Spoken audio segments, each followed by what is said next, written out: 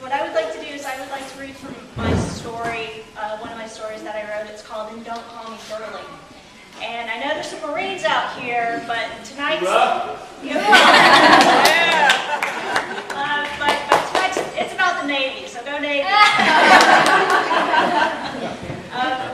Just a little bit about why I wrote this story. Women in the military, there's so few women in the military, and it's a tough life for women, and I just wanted to share their experience. And when I joined in the mid-1980s, oh my God, it was me personally. I lost my father. I had quit school. I was in a very bad state. The reason why I joined the Navy, one, it was family tradition, and I thought it would be a great way for me to gain independence. And I appreciate my service so much more today than I did at the time. But this particular story, that's where I learned how to take care of myself. This is where I learned how to stand up for myself. So it's a silly story, I think, but it means a lot to me because this was the beginning of me.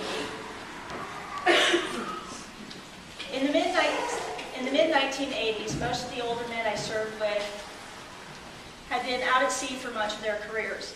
NAS Barber's Point was the first shore duty for many of them. At that time, there were few ships women could serve aboard, so women filled the jobs on the land basis, forcing the guys out to sea.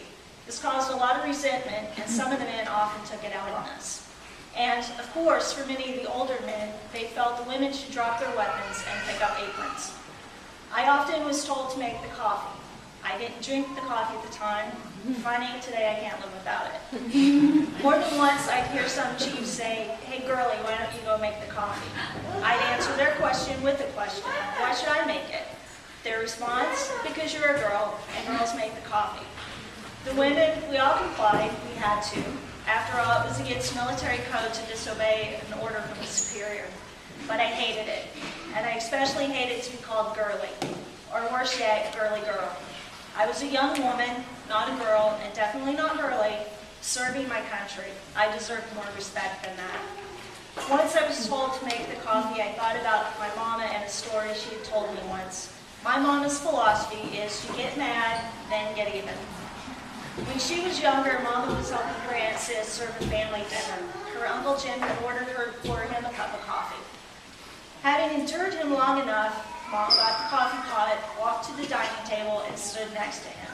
"Say when," she told him as she began to pour the coffee. "That's enough," he said, but she kept pouring. I said, "That's enough." She kept pouring, and the coffee started to overflow. He jumped up and yelled, "I told you to stop. What's wrong with you?" He never I told you to say when. He never ordered her to pour him a cup of coffee from that time on. I figured if that worked for her, perhaps something like that would work for me. As I stood over the large Cajun-style coffee maker, scooping the coffee grounds from the canister into the pot, the words, "Keep pouring," repeated in my head. You'll have to read the book.